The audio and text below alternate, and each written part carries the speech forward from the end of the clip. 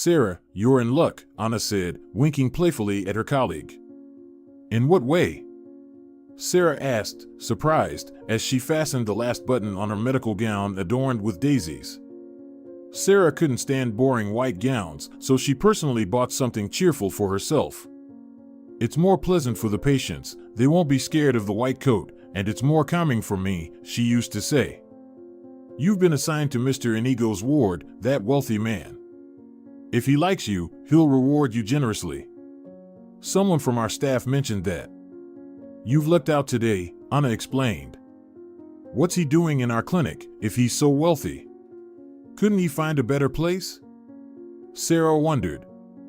It's not about that, he's just friends with our chief physician. Seems like they're childhood friends. He comes here sometimes to take care of his health. Heart issues or nerves, something like that. I don't delve into it, Anna replied. I'm not sure if I'm lucky. I can't stand those wealthy egotists who expect everything to be perfect, from their bedsheets smelling like mountain air to having a perfect nurse to administer their injections. I know them, I've dealt with them before. You think I came here for what? Because dealing with patients here is simpler, without all the hassle, Sarah expressed her thoughts. Don't worry, this guy is actually nice. The girls wouldn't have said so without reason. Go on, take your post, friend, Anita smiled, grabbing her green folder with the doctor's orders and leaving the nursing station. Mr. Inigo, a senior, was settled in a private room. There were only 2 such rooms in the clinic, and they usually remained empty. Who needs to pay extra, even for comfort? Not that type of clientele. Good morning, Mr. Inigo, Sarah greeted the patient. My name is Sarah. I've been assigned to take care of you. Hello, Sarah. I'm glad such a lovely girl is taking care of me. Ready to obey any orders, swallow bitter pills, endure injections, he said, a faint smile touching his lips. Very well, Mr. Inigo. So, you'll be recovering quickly, Sarah replied. Don't be so formal, just call me Gustavo, the patient insisted. How are you feeling? The nurse asked sympathetically. Not very well. My heart keeps reminding me of its presence, it aches. As if it might stop altogether, Gustavo sighed. Don't worry, let your heart keep beating, it's too early for it to stop, far too early. Let me give you a vitamin shot, and then you can rest, Sarah comforted him. Thank you, Sarah. It's a beautiful name. It was my late sister's name, Gustavo added. Sarah administered the injection to her patient without further words and bid farewell. That guy doesn't look sick, Sarah thought as she walked down the corridor. People with heart issues usually don't act like this, they're not in the mood for jokes. And he's smiling and being polite. She dismissed the thought. People are different, some panic over a scratch, thinking they're dying, while others smile despite being riddled with wounds.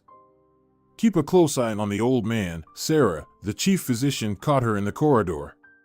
He's a friend of my late father, and he's just a very good person, utterly unhappy and lonely now. His daughter left him for some remote town with her crazy artist.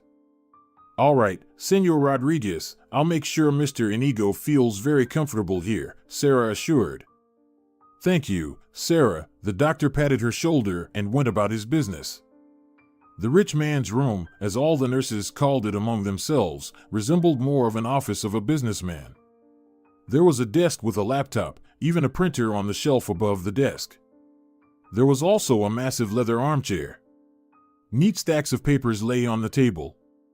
This old man, who complained that his heart was about to stop, calmly went about his usual business.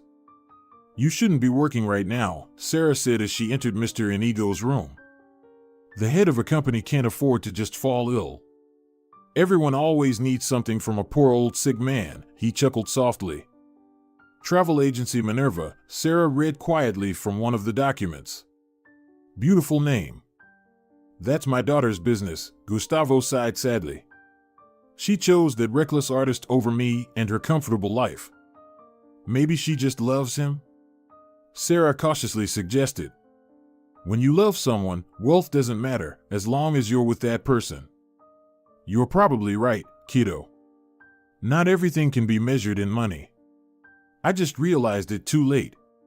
Too late, the man responded with a tinge of pain and hopelessness in his voice. Sarah didn't know what to say. There was such pain and despair in the man's voice. She handed Mr. Inigo his pills and a glass of water. He drank obediently and turned away from the nurse. Sarah left the room with a heavy feeling in her chest. I wouldn't be myself if I didn't find out what's going on with this old man, she thought, heading down the corridor. As usual, she had a lot to do. One day, Sarah managed to uncover something that turned the lives of several people, including her own, upside down. In Mr. Inigo's room, there was a bathroom, and from there, one could access both the patient's room and a special utility room where various supplies were stored. Only staff had access to it. Sarah, always a girl with a sense of humor, as her patients loved and her colleagues appreciated, quickly slipped into the utility room, as she called it. Sarah cracked open the door to the bathroom and listened intently. "Gustavo, my dear, what are you planning?" Senor Rodriguez was saying. "Filippo, my boy, I have to try. The main thing is to spread the rumor. That's my job. The guys are waiting for orders to start this advertising stunt. Gustavo Inigo is on his deathbed. He has only one wish, to see his daughter. Does it sound convincing?" Gustavo asked. "It does. But will Minerva rush to say goodbye to her poor daddy, whose heart is hanging by a thread and about to fall out of his chest?" the doctor chuckled. "I don't know about that. My daughter has always been sensitive and kind." "I can only hope for that," Gustavo replied. "Yeah, so sensitive that she ran away with her artist and didn't care about her father," the doctor said. "You know, I'm to blame for that myself. Why did I decide to blame the kid for that dirty deed? I only wanted the best for my girl. But what's best for her? I didn't think about that. I thought I knew everything in advance. Arrogant fool," Gustavo lamented. "All right, old man, go ahead. I think you're living quite well here. If you need anything, you know I'm ready to help you. Take care of your heart, Gustavo." The doctor left the room, and Senor Inigo began to pace back and forth from the window to the door. It was clear that the man was nervous and pondering something. Wow. Just like in a movie. He wants to reconcile with his daughter, who ran away from him years ago, spurning his status and wealth. He's even ready to spread the rumor that he's terminally ill. What an imaginative character. Sarah thought as she carefully locked the door to the utility room. Sarah decided to find a convenient moment to talk to Senor Inigo. Perhaps she could help him. She really wanted to. She had lost her own parents early in life and knew what it was like to not have someone close who would understand and support you in difficult times. Maybe that's why she wanted the father and daughter to reunite. "Good morning, Gustavo," Sarah greeted, entering the rich man's room. "How did you sleep?" "Hello, Sarah. Not well, had some dragon in my dreams. Spent the whole night trying to escape it," he chuckled. "And? Did you manage to escape?" Sarah asked, placing the pillbox on the bedside table. "I did, but he singed me, the brute. Seems I can't get rid of this dragon until the very end," Gustavo sighed heavily. "Do you have parents?" "My parents passed away when I was very young. I only have a 5-year-old daughter, Jocelyn," Sarah replied. "I'm sorry you became an orphan so early, dear," Senor Inigo sympathized. "And your daughter's father? Is he?" "I don't know anything about him. He left us when Jassy was barely a year old. Said he met an old flame, couldn't handle the resurfacing feelings. Oh, it was hard for me then, alone with a little girl in my arms. No money, no job to speak of. Thank goodness for the neighbor, Mrs. Clara. If it weren't for her, we would have been lost. I still mention that kind woman in my prayers every time. She passed away 2 years ago." "Yeah, you've had a tough fate, my dear," Senor Inigo looked at Sarah sympathetically. "Take care of your little girl. I failed to protect mine. Don't say that. Minerva is alive and happy. Yes, but she doesn't want to see me. I find out about my granddaughters through others. I had to hire a private detective almost to find out about my daughter's life and her family. And what did you find out? She lives with her artist in a small house. I have 2 granddaughters. One is 11 now, and the other is 5, just like your Jocelyn.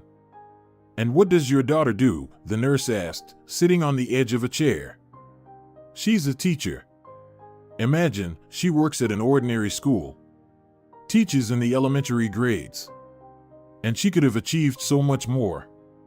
The old man waved his hand. Have you ever thought that Minerva might be happy? Maybe she's achieved exactly what she wanted. Perhaps, Sarah.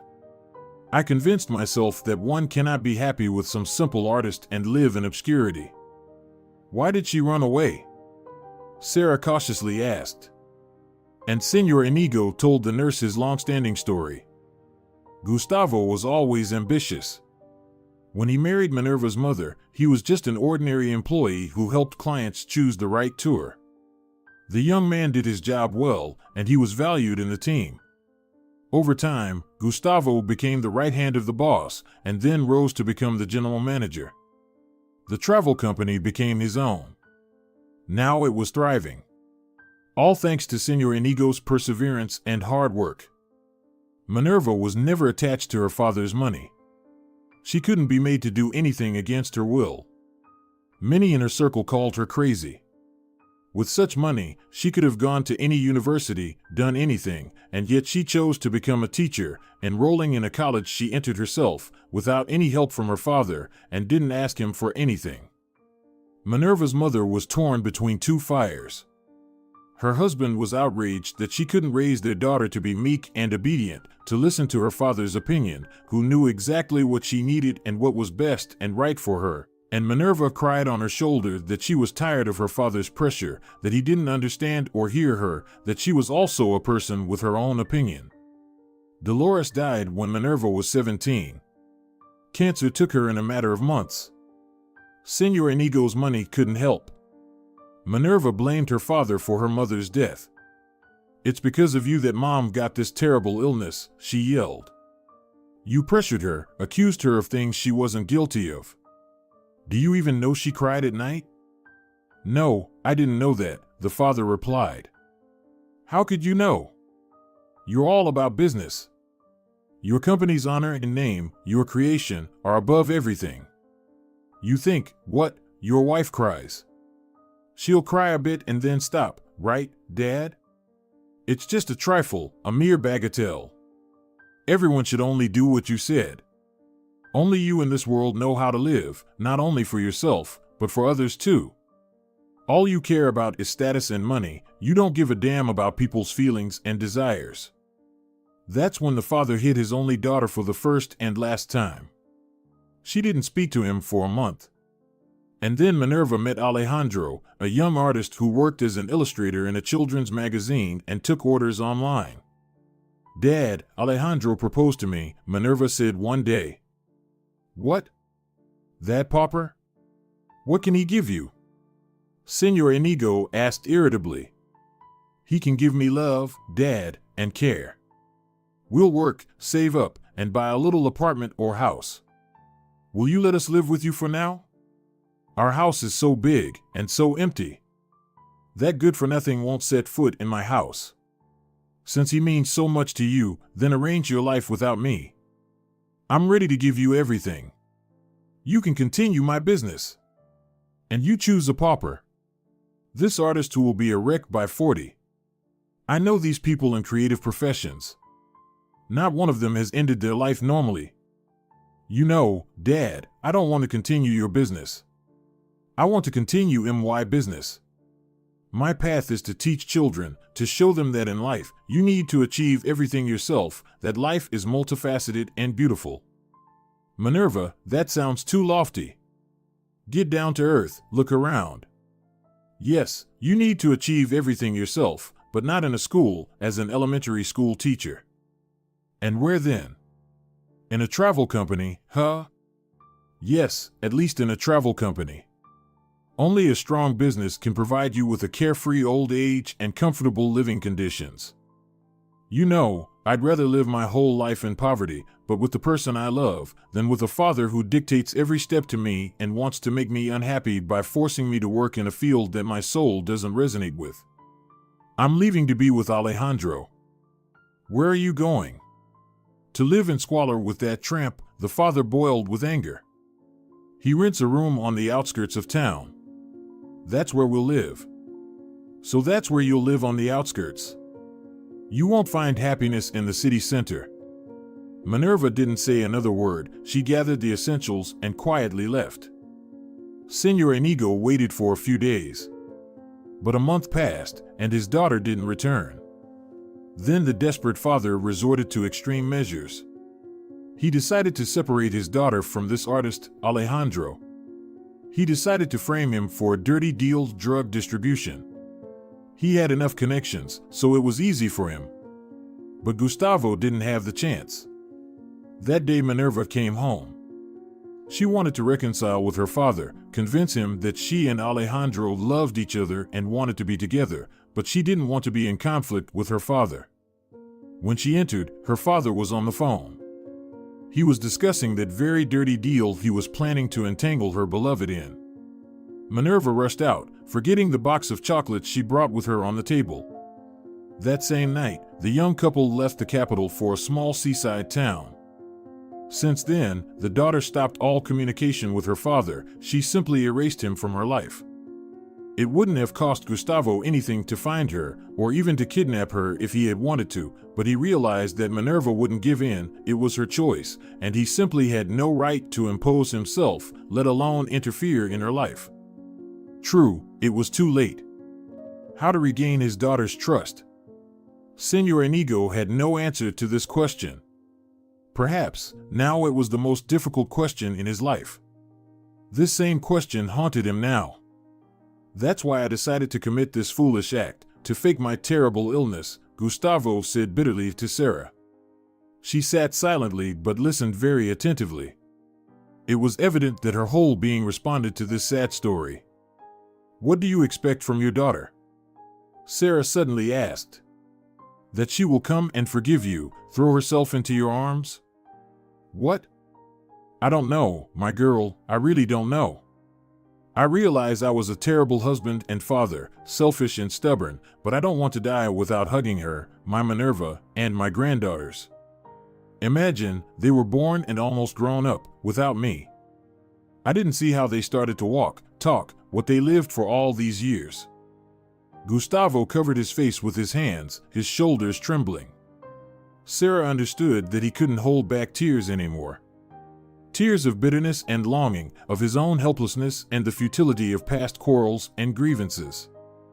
Maybe you'll think I'm crazy, but you need to make sure your daughter doesn't know it's you. You need to go there, to that, as you say, godforsaken town, and settle nearby their old house. You need to befriend her again, earn her trust and love. It will be love not for her father, but for a lonely neighbor, kind and caring. Only if you really want this, you'll have to become that kind neighbor, not just seem like it, but be it. You'll have to truly accept your son-in-law because he's Minerva's beloved. Are you ready for that? Sarita, where did you get such wisdom? You're not even 30 yet, Senor Inigo marveled. I'm 31. I'm passionate about psychology. And I love psychological thrillers and detective stories like hell. Although you exaggerate. What wisdom? I just don't know what else to come up with. I can almost see you there, in that small, hopeless town, walking along the seashore, and your girls running towards you. Sarah, but that's impossible. How can I just drop everything and go to some godforsaken town? Everything is possible, it just takes more time for the impossible, the nurse simply replied and got up from the chair. If you want to experience what it means to love your loved ones again, do as I say. Sarah left the room, and Gustavo remained sitting in his leather chair. There's something in the praises of this pretty dark-haired nurse, he muttered. There's definitely something. Senor Inigo spent the night miserably. He kept thinking about the nurse's words with her big brown eyes. After all, she was right. If you want to experience your daughter's love again, you have to act, become the person she wants to love, even if it means being an old lonely man living nearby. How's your dragon doing? Sarah asked as she entered her patient's room the next morning. The dragon said that only a sweet girl with big brown eyes and an angelic voice can save me. He also said she has a wonderful 5-year-old daughter. Oh, come on. And how can she do that? I'll tell you everything now. Do you have time, or do you need to administer medications to patients? I do. I've already checked on everyone else. I saved your room for last. Sarah smiled and sat on the edge of a chair. Tell me, what's the dragon's plan? Sarita, my dear, I agree. I agree to drop everything and go to that wilderness. But not alone. With whom then? The girl was surprised. With you, the old man simply replied. What? Are you joking? Not at all, beauty. We're embarking on an exciting journey. I can't do it alone. But I've only recently started working in this clinic, and Josie. Don't worry, she'll come with us. I'll handle everything. You'll never be in need of anything, I promise. Señor Gustavo, I can't. I beg you, he took Sarah's hand. I can't do this alone. And who will we pretend to be there? Well, for example, we'll say you're my niece, and Josie is my granddaughter. You're quite the adventurer. And also the head of the company, Sarah smiled. So, are you in? Gustavo asked hopefully. And if your daughter recognizes you? She will definitely recognize you. You haven't stopped communicating 30 years ago. I'll have to go under the knife, the man shrugged. What do you mean? A little plastic surgery wouldn't hurt. Are you really willing to undergo surgery just like that? Sarah fidgeted on the chair. Not just like that, Sarita, but for the sake of loved ones, for the sake of reconnecting with them. All right. We're with you, Sarah said solemnly. Gustavo and Sarah's lives changed drastically. They started doing things they would have never done before. He left the clinic, explaining to Filippo that he changed his mind about pretending and making a scene on the internet, delegating his affairs to a temporary deputy, attending some procedures, preparing for plastic surgery. Gustavo certainly didn't plan to become a completely different person, but he still aimed to change something in himself that would prevent Minerva from recognizing her father. Let her think he resembles someone, but not him. Sarah had her own affairs. She quit the clinic, although she really enjoyed working there. It was a big surprise for the team. For the girl, it was also a big surprise, but she had no other way out. She had already promised Gustavo to help. Sarah understood that if she didn't do this, the feeling of guilt would suffocate her. Who else would help this confused man? Sarah had some inexplicable feeling. It seemed to her that something very good and wildly interesting was about to happen, so she prepared for the trip to the small seaside town with special trepidation. To be honest, she was fed up with the hustle and bustle of the capital, the crowds of people, the streams of cars, and the never-ending noise even at night. Jocelyn happily accepted the news that they were going to a seaside town, although Sarah was afraid that the girl would start protesting and wouldn't want to change her usual life. Josie immediately accepted Gustavo and started calling him Grandpa. Almost everything was ready. One late evening, Gustavo appeared at the doorstep of their apartment. My girls, we're leaving the day after tomorrow morning. Are you ready? Yes. Ready. Josie jumped up and down in excitement. And will you put a pool there? A big inflatable one? Sweetie, we haven't even moved yet, Gustavo started. You'll have a pool, I promise. That was the most important thing for the girl at that moment, so she ran off to collect her toys. Look, Sarita, here are my new documents, Gustavo said, handing her a small folder. Marcus Torres. Wow. But where's our Gustavo? Sarah raised her brown eyes to him. He's not in the picture anymore, Uncle Marcus smiled. That's how Sarah would have to call him now. The house is ready for our arrival. We're so lucky, it's very close to Minerva's house. You bring me such luck. It's not me. It's just that you finally got it together and decided to make a big change in your life and the lives of a few others. The universe can't ignore that and not help. Yes, perhaps, my dear niece. It's a good thing I don't have to forge documents, Sarah laughed. That's for sure. All right, I'm off. I'll come by for you the day after tomorrow morning, around 8. Stay in touch. Gustavo Marcus dashed out of the apartment. The house Gustavo bought was quite old but still sturdy. It was surrounded by a neglected garden, overgrown with grass among which wilted rose bushes could be glimpsed here and there. Compared to the capital, there was heavenly silence here. It seemed like every bird and cricket in the grass could be heard. Josie began to run around and chatter nonstop about where her pool, lounge chair, and hammock would be. Sarah and Gustavo just smiled, watching this energetic little girl. The new residents spent the entire day and the next busy with unpacking, even though they had only brought the essentials, arranging rooms, and trying to bring some order to the house. Mom, can I go outside for a walk? Josie asked at some point. What? Don't go too far. How can a girl go for a walk alone? Sarah replied. Sarah, this isn't the capital. You can circle this town in 4 hours, maybe 5 at most. Let the little one go. It's safe here. I've read everything about this place online.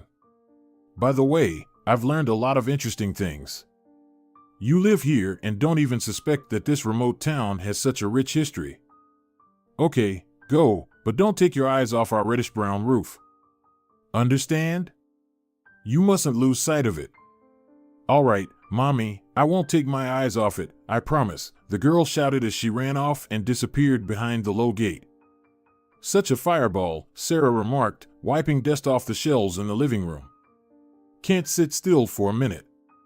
She's just a child, Gustavo said, unpacking another box. Oh. These are Josie's toys. She'll sort them out herself when she gets back. I'll deal with the light bulbs for now, there are hardly any here. Will you be able to screw in a light bulb? Sarah asked with a laugh. You're underestimating me. I can do everything, I just haven't done anything out of necessity, but my father and grandfather taught me a lot back in the day. All right, if you say so, otherwise, I'll have to send you to the hospital on the first day after moving. No hospitals. Starting a new life. Sarah liked the changes that had happened to her surrogate uncle. It seemed as if he had shed something heavy that had prevented him from moving and even breathing. It was as if he had started to live, simply live, instead of rushing from one project to another in an incomprehensible race. For many years, this man essentially worked for the sake of work. Now, however, he had a clear goal to win the love of his daughter and granddaughters, to improve his relationship with his son-in-law. Josie didn't come home alone. She was with another girl slightly shorter than her. Her chestnut hair was tied in 2 neat braids. Deva Maria. Gustavo almost dropped the box of light bulbs. This is Minerva. Mom, Grandpa, this is Sophia. Can we play in our garden? Nice to meet you, Sophia, I'm Sarah. Of course, you can play. Does Sophia's mom know where she is? My mom lets me play outside. She's happy that I have a friend so close now, the guest rambled. A moment later, both girls were in the garden. That's her, right? Your granddaughter? Sarah asked. Yes, there's no doubt, she's like 2 drops of water to my Minerva. Sarah, I'm so afraid of meeting her. I don't know what to say. How to behave. Just play the role of Uncle Marcus visiting. Everything will happen as it should. Don't think about anything, then everything will turn out for the best, trust the heavens. How good it is that I persuaded you to move here with me. I definitely wouldn't have coped alone. Thank you, Sarita, thank you for everything. All right, start screwing in your light bulbs already. Sarah patted her uncle on the shoulder. They met at the market on a beautiful sunny morning. Minerva was choosing greens, while her father was selecting fruits.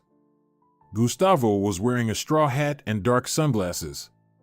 He resembled some sort of farmer. That was good. It would be harder for Minerva to recognize her dad that way. "Hello," Minerva called out to Gustavo Marcus. "Good morning," he replied, trying to sound as casual as possible. His heart clenched. He wanted so much to run up and hug his little Ming. That's what he used to call his daughter when she was a little girl. "You moved into the house with the red roof about a week ago, right?" Minerva asked, stepping a little closer. "Yes, that's correct." "With my niece and her little girl," Gustavo replied. "Oh. So, that's your granddaughter, isn't it?" "Such a lovely, cheerful girl, Jocelyn," Minerva exclaimed. "That's right, she is." "Have you met her?" Gustavo asked. "She's friends with my Sophia, barely knew each other and already like two peas in a pod." "I'm so glad you moved in. Now, my youngest will have such a wonderful friend nearby," Minerva said. "Yes, Sarah and I are very happy too. You should come over for tea sometime. We're neighbors after all. You can tell us about local traditions," Gustavo smiled. "Absolutely. We'll definitely come. See you later." The young woman slipped her greens into a bag and almost instantly disappeared from view. Gustavo didn't even have a chance to say goodbye. Yes, he remembered, his daughter had always been like that, restless and energetic, but at the same time, the best student. He walked back to his old new house with a bag of fresh fruits. "Did you get bread?" Sarah asked. "Huh? Oh, I forgot about bread, sorry." "I'll go back and get some now," Gustavo replied. "What's wrong with you? You seem off," Sarah asked. "I saw her, Sarita. I even talked to her, can you imagine?" Gustavo said. "You met Minerva?" Sarah quickly wiped her hands with a kitchen towel and hugged her uncle. "Yes, Minerva," Gustavo replied, hugging his niece back. "I almost ran to her with open arms, barely held back. My heart was racing. I've never felt like this before. I even invited them for tea. I told you, you've just started living, not chasing after the success of your company," Sarah said, stepping back slightly. "I'm so happy for you. Everything will be fine, I can feel it." "Thank you, my hazel-eyed girl, thank you 1,000 times." Tears welled up in the old man's eyes. He pinched the bridge of his nose with 2 fingers, as people do to keep from crying. "I'll go get the bread myself, and you make the coffee. You're great at it." "I'll be right back." Sarah grabbed her purse and quickly headed for the exit. The Alvarez family arrived in full force. Everyone quickly got acquainted and started setting the table together. "You have such a nice uncle," Minerva said as she and Sarah were cutting the pie in the kitchen. "Yes, Uncle Marcus is very good. He can be a bit naggy sometimes, but overall, he's a great guy," Sarah smiled. "You know, when I look at him, my heart starts beating faster. I can't even explain it. It's like I've met my soulmate." Minerva trailed off. "It happens." "So, we'll be good neighbors," Sarah said. "Yes, exactly." "Have you found a job yet?" Minerva asked. "Not yet, to be honest, I haven't even tried yet." "Is it hard to find work here?" "Well, it depends." "Do you have a profession?" "I worked as a nurse in cardiology." "Really?" "There's just been an opening for a school nurse." "Do you want me to talk to them about you?" "Yes, I would be very grateful. A school nurse is better than nothing. We have a wonderful administration here, and the staff is great too." "That's great. My Josie is starting school this fall. And my Sophia too," Minerva exclaimed enthusiastically. "I wish they would put them in the same class. Otherwise, my Jocelyn won't survive being separated from Sophia." "Don't worry. I have some influence at our school, so I'll sort everything out. Let's go, everyone's been waiting for the pie." They drank tea, joked a lot. The men were discussing something, planning to have a barbecue next time. Leticia, Minerva's older daughter, was telling the girls something. They looked at her with mouths agape, holding their breath. The most interesting thing about these gatherings was that nobody had to think about what to say or how to say it. Everything just flowed naturally. It was simply fun and pleasant to sit together in the living room, eating treats and chatting about various things. "Where did you move from?" Alejandro suddenly asked. There was an awkward silence. "We ran away from the capital," Sarah suddenly spoke up. "We got tired of the noise and the expensive life, so we dashed here, to the seaside, for peace and greenery." "Wise decision," Alejandro praised. "The hustle and bustle of the capital is real poison for me. Whenever I go there on business, I come back home exhausted." "I haven't left our little paradise for ages," Minerva joined the conversation. "And I don't feel the urge to. In my youth, I thought our capital was the best place on earth." "Yes, everything changes." As they bid farewell to the Alvarezes, Sarah hugged each of them. "Come visit us," she said to Leticia. "Your little sister often comes over." "Thanks, I will. Besides, Don Marcus promised to help me with math," the girl laughed. "You too, drop by, Sarah, let's chat. And I'll talk about your job. Come over and we'll discuss it." "Yes, I'll definitely drop by." That evening, Josie fell asleep quickly. Sarah didn't even have to read her a bedtime story. After tucking her daughter in, she went to the kitchen to have a glass of water. She found Gustavo there. He was sitting at the table, staring out the window. The kitchen was illuminated by the round-faced moon, casting its silver glow on the leaves of the trees in their garden. "Can't sleep?" Sarah asked softly as she sat down on a chair next to him. "Yeah, old man's insomnia," the man chuckled. "It's a full moon tonight. I always sleep poorly during a full moon." "Really?" "I've never paid attention, whether it's a full moon or not. I tell you, I'm getting old. Can't do anything about it." "How do you feel about being with your daughter, son-in-law, and granddaughters? Do you still think Alejandro is a freeloader and a scoundrel who won't end well?" "Sarah, stop teasing me. I've realized I was wrong." "Good for you, Uncle Marcus. Keep it up. You're quite the actress." "We fled the capital's noise. We wanted peace. You shouldn't have gone into medicine, you should have pursued acting." "I had to say something. We didn't even discuss it beforehand. I saw you there, silent as a fish, so I had to take matters into my own hands. I think it turned out very plausible. Imagine, Minerva wants to talk to the school administration and get me hired as the school nurse. Cool, huh? Why do you need to work? I promised you wouldn't need anything. I owe you so much. You don't understand a thing, Uncle. You and I are, after all, just ordinary people. We need work. If I were you, I'd consider a job as a minibus driver or something similar. Otherwise, it's too suspicious where we get the money from if neither of us works, and we're raising Jocelyn. You're right 1,000 times, my wise niece. Where did I find such a clever girl like you? You know, I found myself in the same place you did, my dear uncle. You know, Sarah, sometimes I really feel like you're my niece, and Josie is my granddaughter. And I really like it here. I can't understand how I lived in the capital all my life. They stayed up past midnight. It felt so good to talk about what was on both their minds on this moonlit night. The garden through the open window seemed magical, as if a fairy with transparent wings would flutter from a branch any moment, or a group of gold-seeking gnomes would appear in the clearing. Beauty and silence. What else do you need for happiness?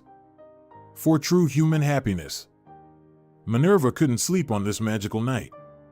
Tired of tossing and turning, she got out of bed and went into the small courtyard, settling into a wicker chair and lost in her thoughts. The young woman thought about her father. They hadn't seen each other for 17 years, long 17 years.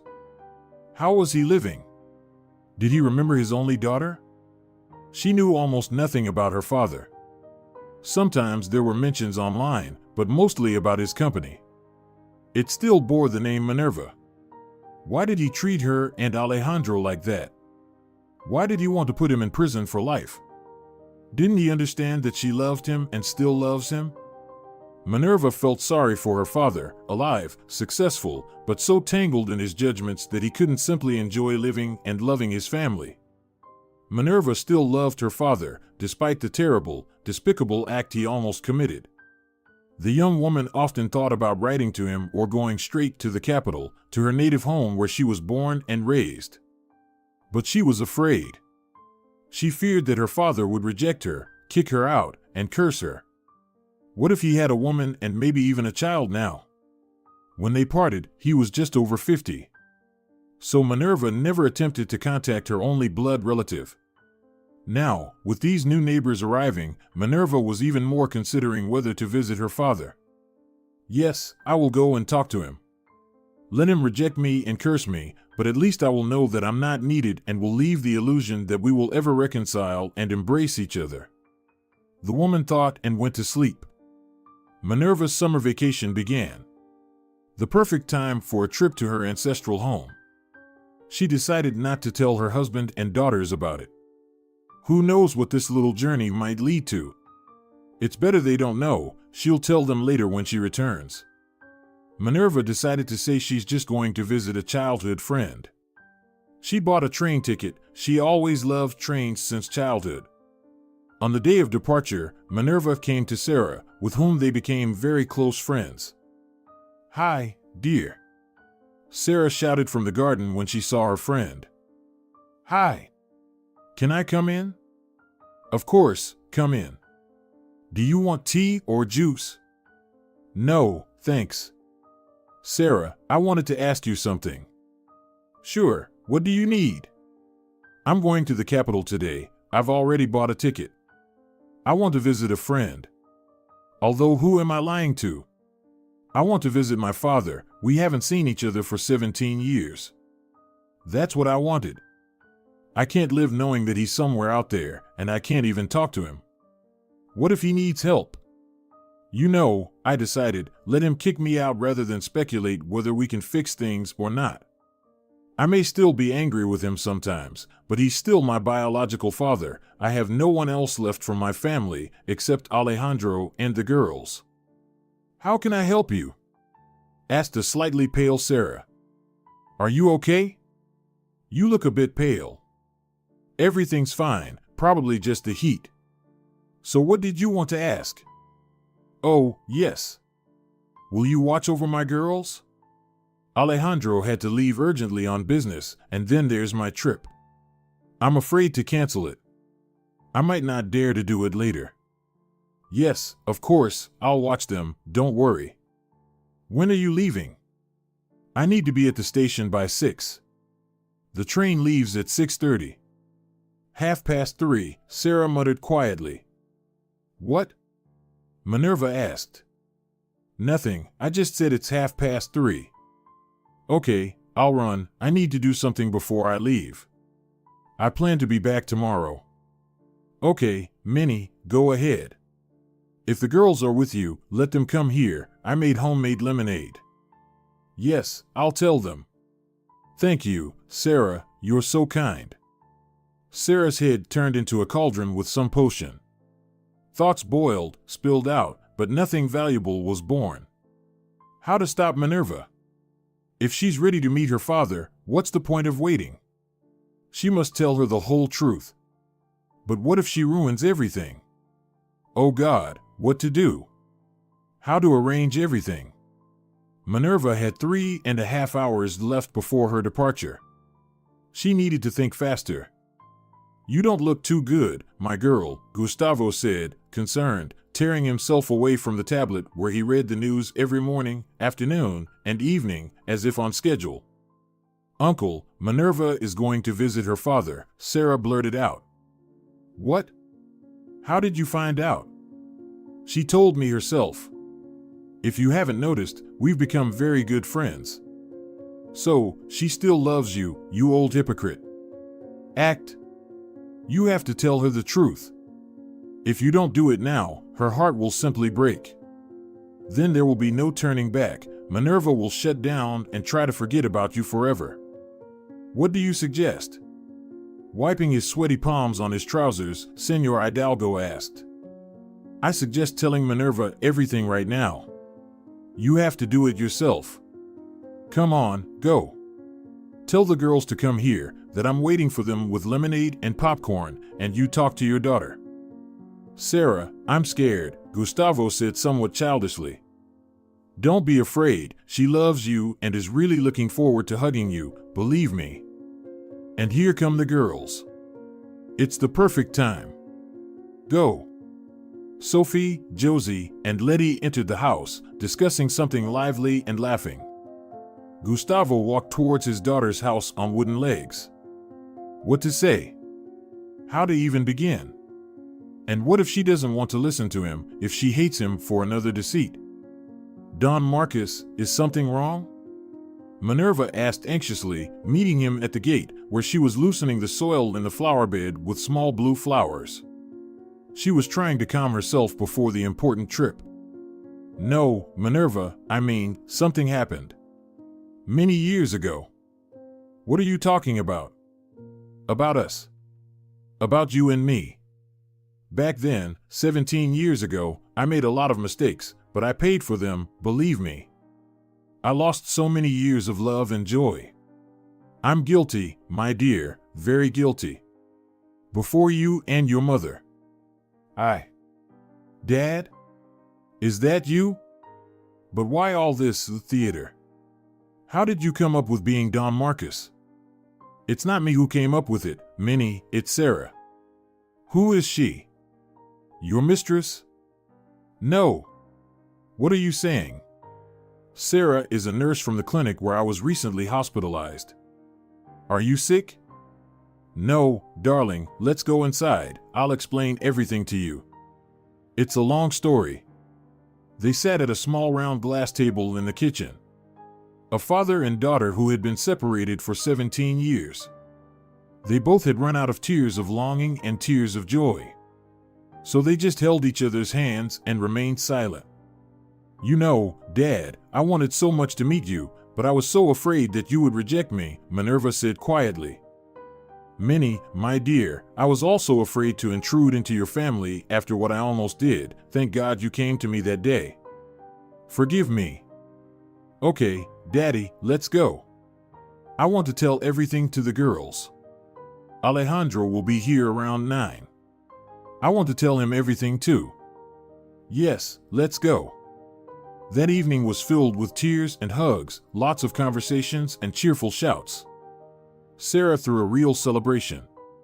She ordered food from the local restaurant and, with the help of the girls, decorated the house and garden with colorful lights and ribbons. I want to make a toast, Gustavo said when everyone had calmed down a bit and sat down at the table. Long live our little town. Yes, I didn't make a mistake, it really is our little town. Thanks to this place, I regained a daughter, a son-in-law, and my lovely granddaughters. And I also found a true friend, Sarah. If it weren't for Sarita, I would never have dared to do what I did with this wonderful girl. Oh, stop it, Gustavo. I just wanted to help. Sarah blushed slightly and lowered her eyes. And you helped, exclaimed Alejandro. I will write your portrait. We will worship it like an icon. Alejandro, stop fooling around. Minerva scolded her husband. I'm not fooling around at all. You'll see, my soul, literally in a few days Sarah's portrait will be ready. Let's drink. Wait, I'm not finished. Gustavo raised his hand. I want us all to live as one family, so I plan to stay here forever and build a good house. And now that's all. The glasses clinked. The house filled with peace, happiness, and harmony. Dear viewers, if you enjoyed the story, please support the video by liking it and leaving a comment. Thank you very much.